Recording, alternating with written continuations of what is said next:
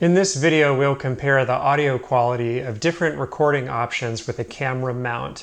For example, we'll include this Sony ECM series microphone, which mounts into the hot shoe of your Sony camera. I'll also compare the Zoom H1, the H2n, the H5, and the H6, including 4 different microphone capsules for the Zoom H5 and H6. So we'll compare all these different options, and as a benchmark, I'll even include the internal recording of my Sony camera.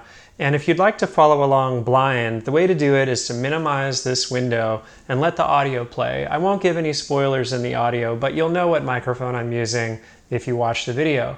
All right, I'll be back with a conclusion. 7723. About 40 years ago, I was taking a long trip on foot over mountain heights, quite unknown to tourists, in that ancient region where the Alps thrust down into Provence. All this at the time I embarked upon my long walk through these deserted regions was barren and colorless land. Nothing grew there but wild lavender. 1228. In any case, I started toward it. It was a shepherd. 30 sheep were lying about him on the baking earth. He gave me a drink from his water gourd, and a little later took me to his cottage in a fold of the plain. He drew his water, excellent water, from a very deep natural well, above which he had constructed a primitive winch. This is 7468. Years afterward, Giano recalled the turning point in his life, that moment in the afternoon of December 20th, 1911, when he could spare enough pennies to purchase the cheapest book he could find. It turned out to be a copy of Virgil's poems. He never forgot that first flush of his own creative energy. My heart soared. This is 3367. There he began thrusting his iron rod into the earth, making a hole in which he planted an acorn. Then he refilled the hole. He was planting oak trees. I asked him if the land belonged to him. He answered no. Did he know whose it was? He did not. He supposed it was community property, or perhaps belonged to people who cared nothing about it. 8392. It was understood from the first that I should spend the night there. The nearest village was still more than a day and a half away. And besides, I was perfectly familiar with the nature of the rare villages in that region. There were 4 or 5 of them, scattered well apart from each other on these mountain slopes. 1298.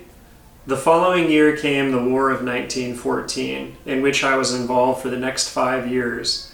An infantryman hardly had time to reflect upon trees. To tell the truth, the thing itself had made no impression upon me. I had considered it as a hobby, a stamp collection, and forgotten it. 8925. The oaks of 1910 were then 10 years old and taller than either of us.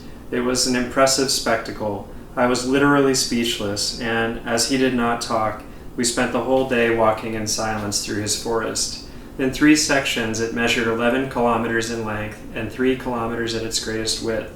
When you remembered that all this had sprung from the hands and soul of just one man, you understood that men could be as effectual as God in other realms than that of destruction. 5176. He had pursued his plan, and beech trees as high as my shoulders, spreading out as far as the eye could reach, confirmed it. He showed me handsome clumps of birch planted 5 years before, that is, in 1915, when I had been fighting in Verdun. He had set them out in all the valleys where he had guessed, and rightly, that there was moisture almost at the surface of the ground. This is 7790. For a human character to reveal truly exceptional qualities, one must have the good fortune to be able to observe its performance over many years. If this performance is devoid of all egoism and its guiding motive is unparalleled generosity, if it is absolutely certain that there is no thought of recompense, and that, in addition, it has left a visible mark upon the earth, there could be no mistake. This is 8944. He gave me a drink from his water gourd, and a little later took me to a cottage in the fold of the plain. He drew his water, excellent water, from a very deep natural well, above which he had constructed a primitive winch. The man spoke little. This is the way of those who live alone, but one felt that he was sure of himself, and confident in his assurance. So maybe some of you with golden ears can hear subtle differences between these recording options, but for me, they all sounded pretty bad.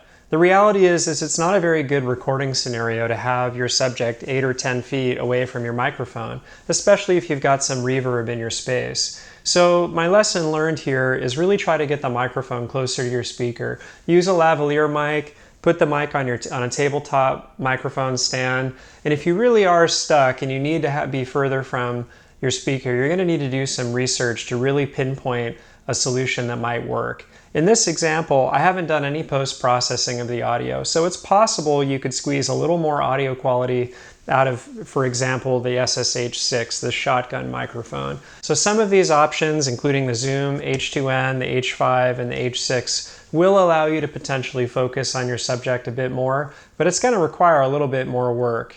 But to give you a real ballpark sense of how these will sound unprocessed from your camera mount, it's not that pretty. So try to consider exploring a different recording option if it's available to you. If it's not, you're going to have to find someone to go a little deeper with you on recording techniques further away from your subject. All right, I hope you found this helpful.